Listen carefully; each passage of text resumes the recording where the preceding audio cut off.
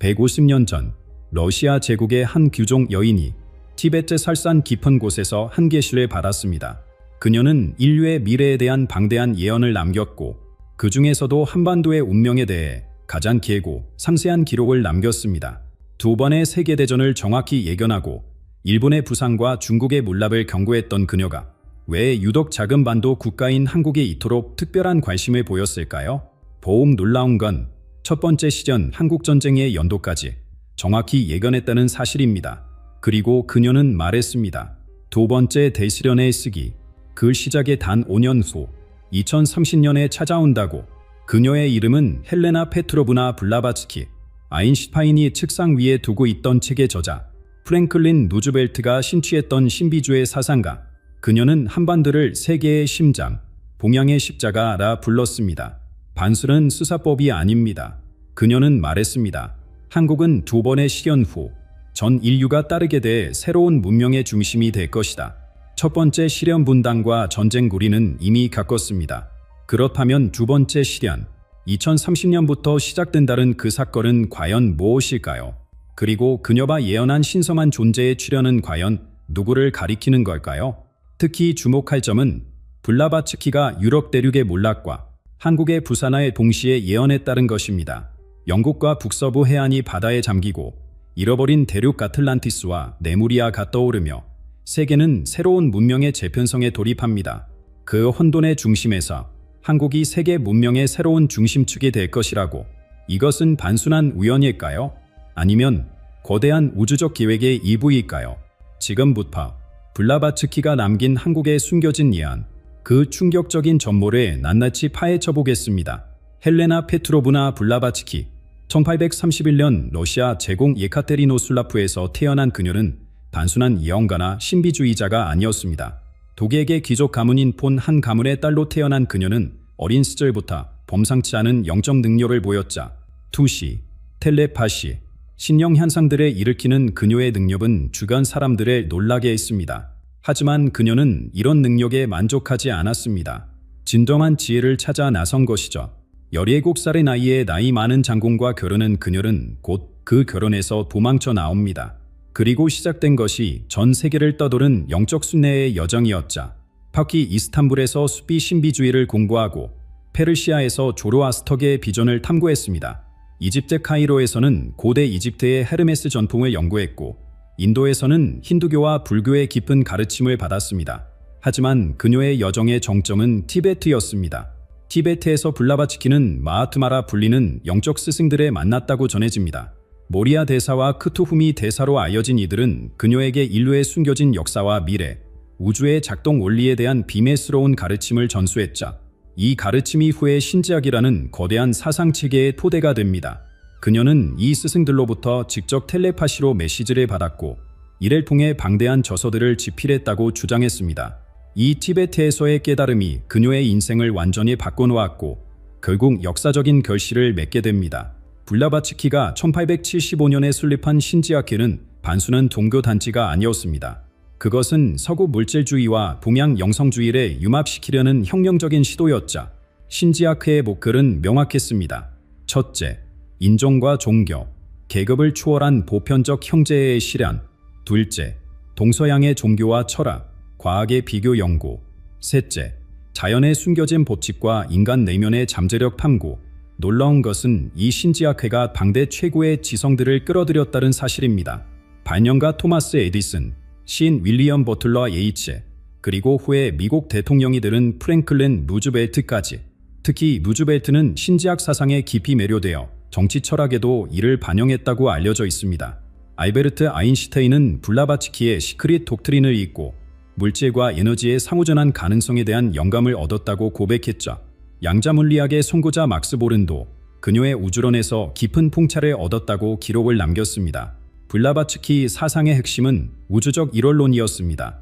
그녀는 우주 만물이 하나의 그런적 실제에서 나왔으며 모든 존재가 보이지 않는 끈으로 연결되어 있다고 가르쳤자 인간뿐만 아니라 동물, 식물, 심지어 강물까지도 의식의 다른 단계를 표현하는 것이라고 했습니다. 이는 현대 양자물리학의 얽힘 이론이나 가이아 이론과 놀라울 정도로 유사합니다. 그녀가 제시한 우주의 구성 요소는 4가지였습니다. 물질, 정신, 에너지, 그리고 공간.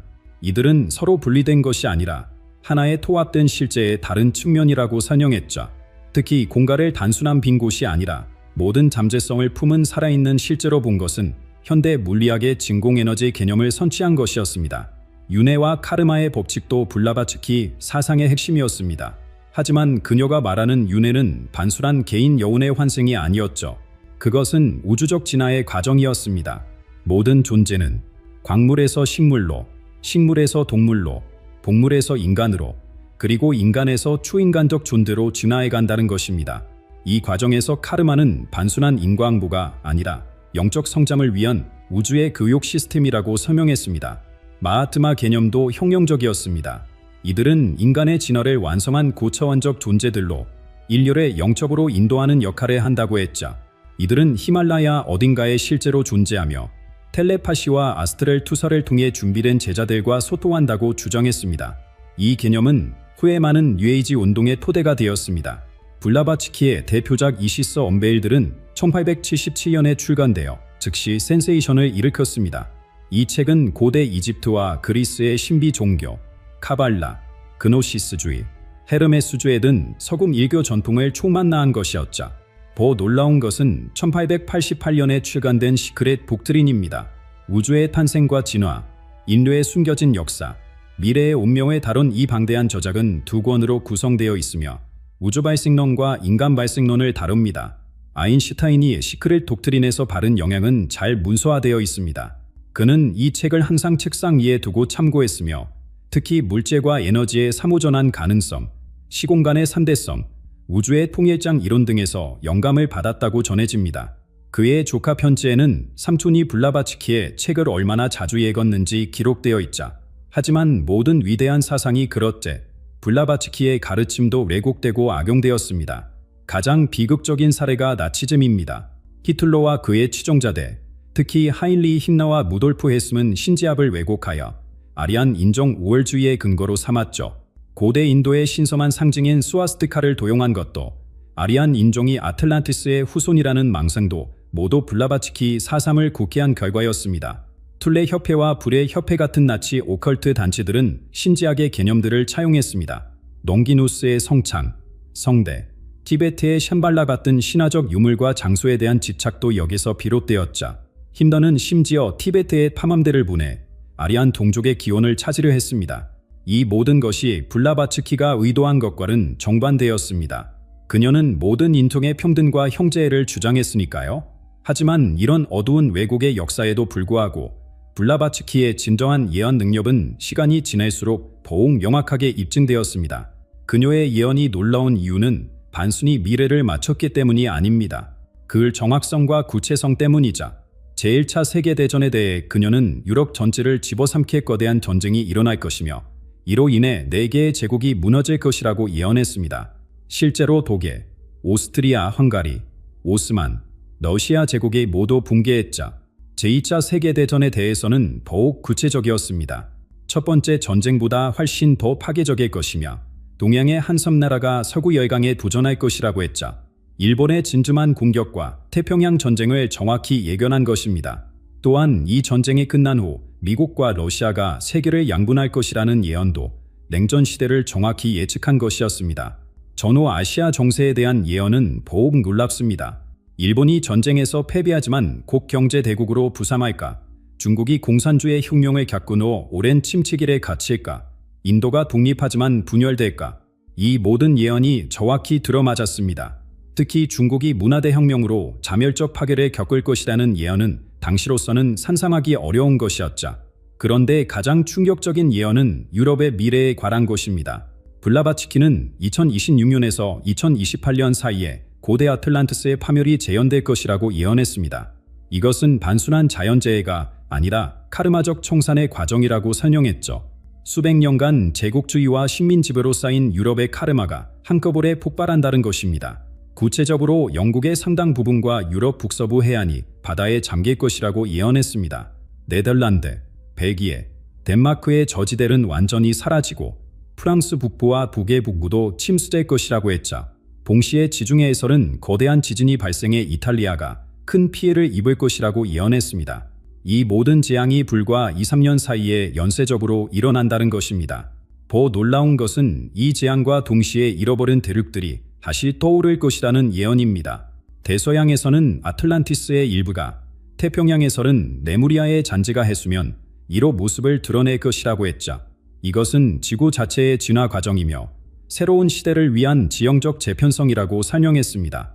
블라바츠키는 이 모든 변화가 무거운 카르마적 끈을 끊는 과정이라고 강조했습니다.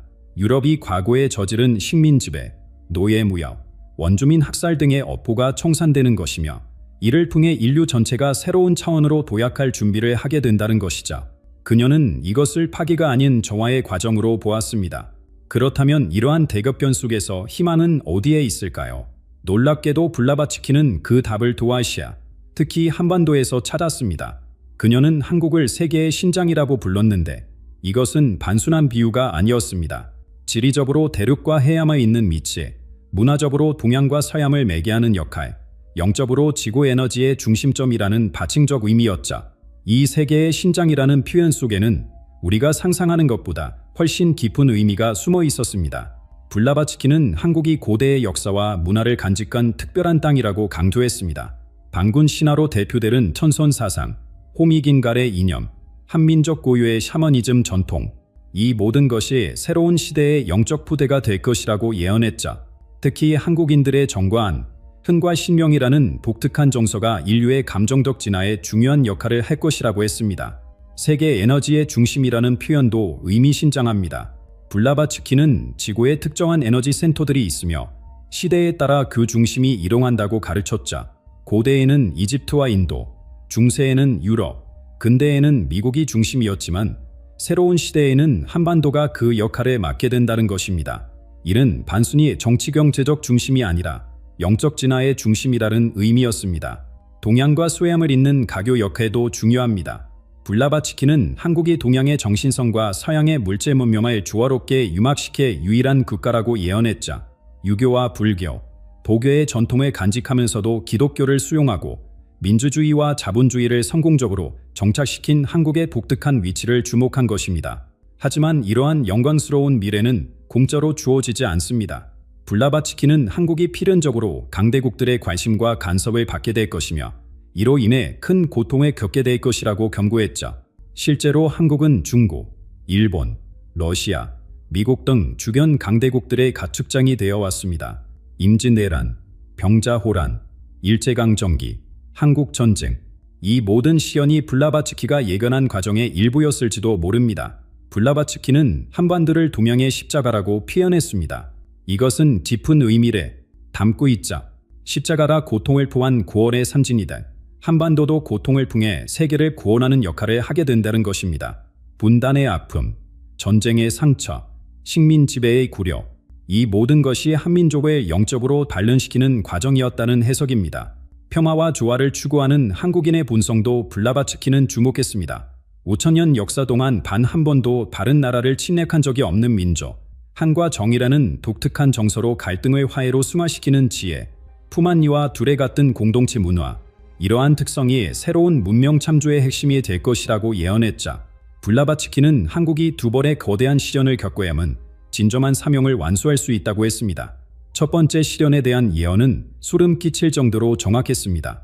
1950년, 그녀가 예언한 정확한 연도에 한국전쟁이 발발했자 형제사륙의 재앙이라는 표현 그대로 같은 민족끼리 총불일에 겨누는 비극이 일어났습니다. 그녀는 이 전쟁으로 한 민족이 거의 멸망 직전까지 갈 것이라고 예견했는데 실제로 한국전쟁은 300만 명 이상의 사상자를 낸 참혹한 전쟁이었습니다. 전 국토가 폐허가 되고 수백만의 이상 가족이 생겨났자.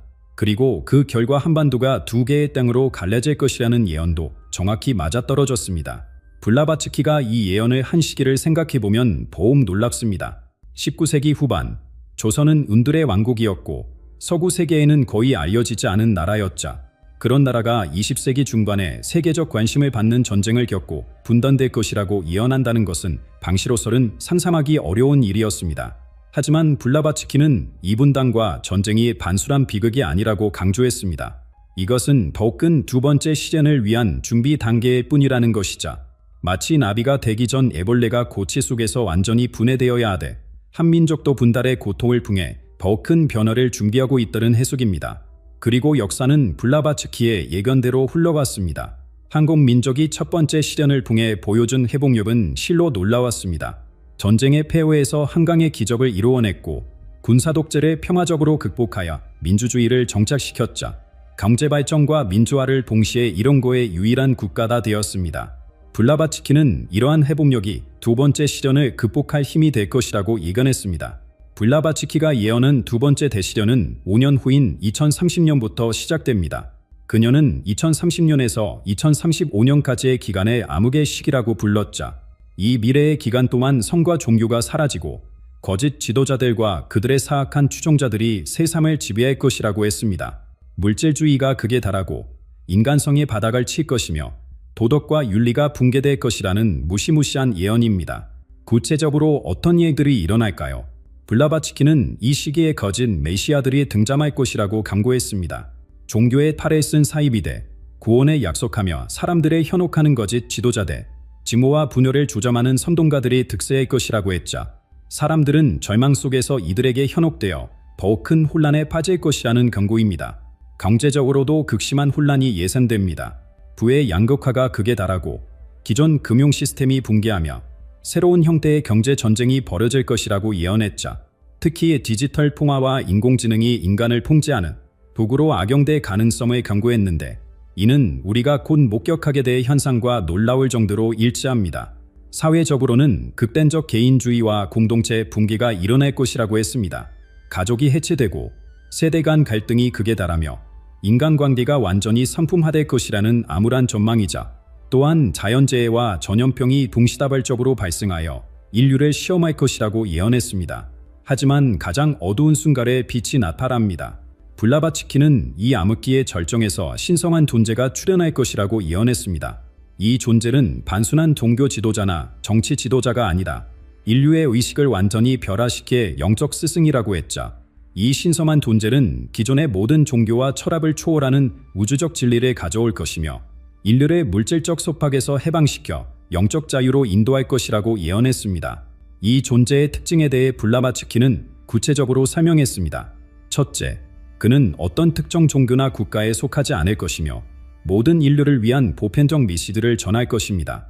둘째, 초자연적 능력을 보일 것이나 그것으로 사람들을 현혹하지 않고 오직 진리의 힘으로 세상을 변화시킬 것입니다. 셋째, 그의 가르침은 과학과 영성, 이성과 직과를 완벽하게 조화시킬 것이며 인류에게 새로운 의식의 차원을 열어줄 것이라고 했죠. 흥미로운 것은 이 신성한 존재가 한반도에서 나타나거나 적어도 한반도와 깊은 연관을 가질 것이라는 예언입니다. 블라바츠키는 이 존재가 악한 자들을 멸하고 세상을 원래의 순수한 상태로 되돌릴 것이며 그 과정이 한국을 중심으로 시작될 것이라고 했자 이것은 한국이 단순히 지리적 무대가 아니라 영적 변화의 진원지가 된다는 의미입니다. 순수한 진리와 가차없는 심판이라는 표현도 의미심장합니다. 이 신성한 존재는 타협하지 않는 진리를 살파하고 거짓과 위선을 철저히 폭로할 것이라고 했자 하지만 이것은 파괴를 위한 심판이 아니라 정화를 위한 과정이며 궁극적으로는 인류를 더 높은 차원으로 인도하기 위한 것이라고 설명했습니다. 블라바츠키는 이 모든 변화가 5년 후부터 시작될 우주적 전환점의 일부라고 강조했습니다. 5천년간 지속된 칼리유가, 즉 암흑시대가 끝나고 새로운 황금시대가 시작되는 것이자 힌두 우주론에서 칼리유가는 물질주의와 무지, 갈등이 지배하는 시대를 의미합니다. 이 시대가 끝나면 사티야 유가, 즉 진리와 정의의 시대가 도래한다고 합니다. 더욱 놀라운 것은 새로운 인류 종족의 탄생에 대한 예언입니다. 블라바츠키는 현재의 인류가 5번째 근본 종족이며 6번째 종족이 곧 나타날 것이라고 했죠. 이 새로운 종족은 육체적으로나 정신적으로 현재의 인류를 뛰어넘는 존재들이라고 설명했습니다. 이 6번째 종족의 특징에 대해 블라바츠키는 상세히 묘사했습니다. 그들은 텔레파시 능력이 일반화되어 언어의 장벽이 사라질 것이며 시공간을 초월한 인식이 가능해질 것이라고 했죠. 물질과 정신의 경계가 모호해지고 생각만으로 물질을 변화시킬 수 있는 능력을 갖게 될 것입니다. 또한 개인의 의식이 집단 의식과 연결되어 진정한 하나됨을 경험하게 될 것이라고 예언했습니다. 흥미롭게도 이 새로운 종족의 치연이 2단계로 이루어진다고 예언했습니다. 첫 번째 단계는 미국에서 시작되는데 이는 다양한 인종과 문화가 융합되는 영광로 역할을 하기 때문이라고 했자. 미국에서는 물질적 진보와 기술적 혁신을 통해 새로운 종족의 외적 조건이 준비될 것입니다. 하지만 진정한 완성, 즉 영적 각성과 의식의 진화는 한반도에서 이루어진다고 강조했습니다. 한국이 새로운 종족의 영적 중심이 되는 이유를 블라바츠키는 이렇게 설명했습니다. 한민족이 가진 독특한 정서인 한과 정, 그리고 훈과 신명은 단순한 감정이 아니라 우주적 에너지와 공명하는 특별한 주파수라고 했자. 특히 한의 정설은 고통을 승화시켜 더 높은 차원의 사랑으로 변환시키는 연금술적 가정이며 이것이 새로운 인류의 감정적 진화의 열쇠가 될 것이라고 예언했습니다. 정신적 변혁과 완벽한 영적 존재로의 진화라는 표현도 주목할 만합니다. 블라바츠키는 인류가 물질적 욕망에서 벗어나 영적 가치를 추구하게 될 것이며 이기심과 탐욕 대신 사랑과 자리가 행동 원리가 될 것이라고 예언했자. 이것은 단순한 도덕적 개선이 아니라 의식 자체의 진화라고 설명했습니다. 블라바츠키가 그린 한국의 미래는 실로 장엄합니다. 일본과 초나라에 의해 병들고 야퇴당했던 조선이 세계에서 가장 발전하고 번영한 국가가 될 것이라는 예언. 이것은 단순한 경제적 부흥이 아니라 문명사적 전환을 의미합니다. 그녀는 한국이 물질적 풍요와 정신적 성숙을 동시에 달성하는 이상적인 사회 모델이 될 것이라고 예견했자. 전 세계가 한국어를 배우고 한국 문화를 따르게 될 것이라는 예언은 이미 시작되고 있습니다. K-팝과 K-드라마의 세계적 인기, 한국 영화의 국제적 성공, 한글과 한국어 학습 열풍, 이 모든 것이 블라바츠키의 예언이 실현되고 있음을 보여주는 징조일지도 모릅니다. 하지만 그녀가 말한 것은 단순한 문화적 유인이 아니라 근본적인 가치관과 세계관의 전파였습니다.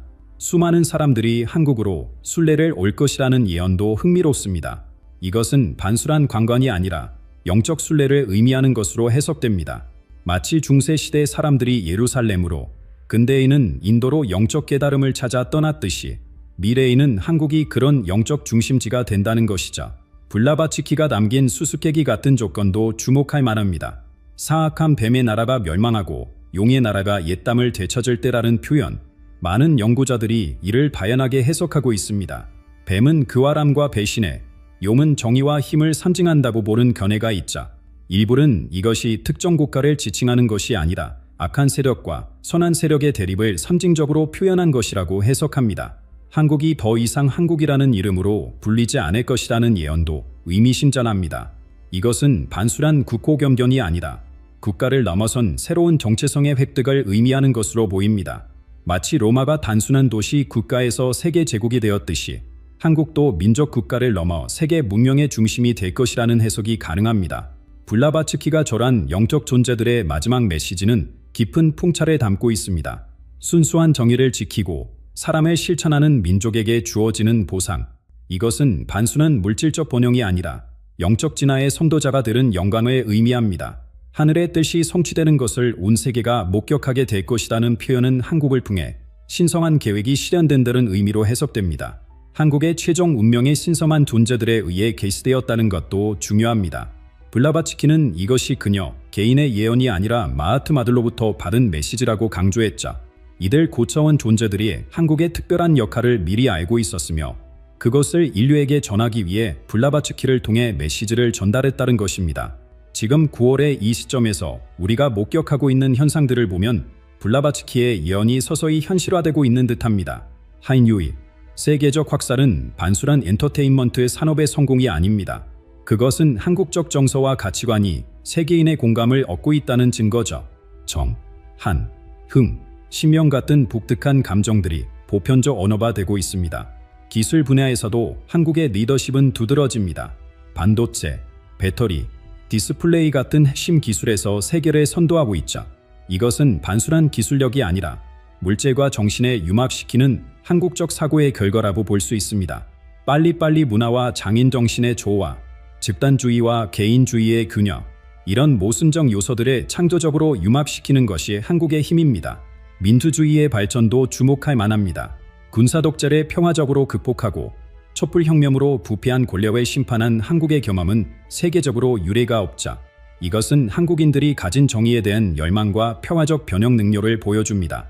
블라바츠키가 말은 순수한 정의를 지키는 민족의 모습이 아닐까요? 하지만 블라바츠키는 경고했습니다. 이 모든 영감은 저절로 주어지는 것이 아니라고, 5년 후에 시작될 두 번째 시련을 성공적으로 극복해야만 가능하다고 했자, 그리고 그 시련은 외부의 적이 아니라 내부의 적과의 싸움이 될 것이라고 예언했습니다.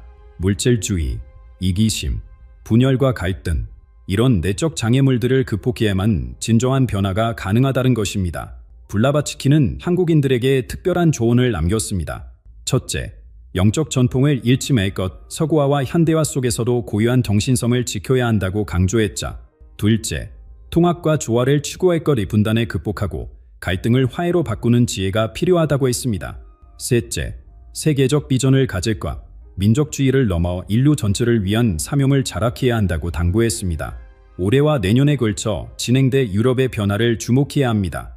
블라바츠키가 예언한 유럽의 경제 위기와 정치적 분열, 기후변화로 인한 자연재해 증가, 종교적 극단주의의 확산, 이 모든 것이 그녀가 예언한 대변혁의 전투일 수 있습니다. 반면 한국은 경제, 문화, 기술 모든 면에서 놀라운 성장을 보이고 있자, 특히 주목할 것은 한국이 가진 회복판 역성입니다. IMF 위기를 극복하고 코로나 팬데믹을 성공적으로 관리하며 각종 국제적 보전에 효과적으로 대응하는 모습, 이것은 블라바츠키가 말한 두 번째 시련에 극복할 수 있는 능력을 보여주는 것일지도 모릅니다. 블라바츠키의 예언이 모두 실현될지는 아무도 모릅니다. 하지만 한 가지 분명한 것은 그녀가 본 한국의 잠재력이 지금 현실로 드러나고 있다는 사실입니다. 작은 반도 국가다 세계 문화를 선도하고 첨단 기술을 개발하며 민주주의의 모범을 보이는 현실, 이것은 우연이 아니라 필연일지도 모릅니다. 여러분은 어떻게 생각하시나요? 블라바츠키가 예언한 두 번째 시전이 정말 5년 후에 시작될까요?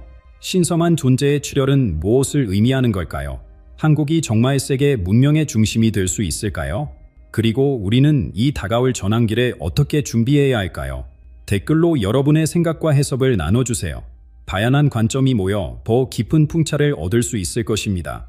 특히 블라바츠키의 예언과 현실을 연결시킬 수 있는 구체적인 사례나 경험이 있다면 공유해 주시면 감사하겠습니다. 이 영상이 의미 있었다면 구독과 좋아요를 부탁드립니다. 알림 설정을 하시면 더 많은 숨겨진 예언과 미스터리를 가장 먼저 만나보실 수 있습니다. 여러분의 참여가 이 채널을 더욱 깊이 있는 탐구의 장으로 만들어갑니다. 블라바츠키는 우리에게 마지막으로 이런 메시지를 남겼습니다. 미래는 정해진 운명이 아니라 우리가 만들어가는 것이다. 하지만 우주의 법칙은 분명하다. 정의롭고 사람의 실천하는 자들에게 궁극적인 승리가 약속되어 있다. 한국이 그 약속의 땅이 될 것인가는 바로 지금 우리 한 사람 한 사람의 선택과 행동에 달려 있다. 한국의 특별한 운명은 특권이 아니라 책임입니다. 세계를 이끌 자격은 세계를 섬길 준비가 된 자에게만 주어지자, 과연 우리는 그 준비가 되어 있을까요? 블라바츠키의 예언은 우리에게 묻고 있습니다. 당신은 새로운 시대의 개척자가 될 준비가 되어 있는가? 과연 블라바츠키의 예언은 실현될까요? 5년 후에 시작될 암흑기를 우리는 어떻게 통과할까요? 한국은 정말 세계 문명의 새로운 중심이 될까요? 그 답은 머지않아 우리 모두가 직접 목격하고 경험하게 될 것입니다. 지금까지 미스터리 탐구소였습니다. 다음 영상에서는 에드가 케이시가 남긴 한국과 북아시아의 충격적인 예언을 다뤄보겠습니다. 그의 예언은 블라바츠키와는 또 다른 관점에서 한국의 미래를 조명하고 있습니다. 기대해주세요. 감사합니다.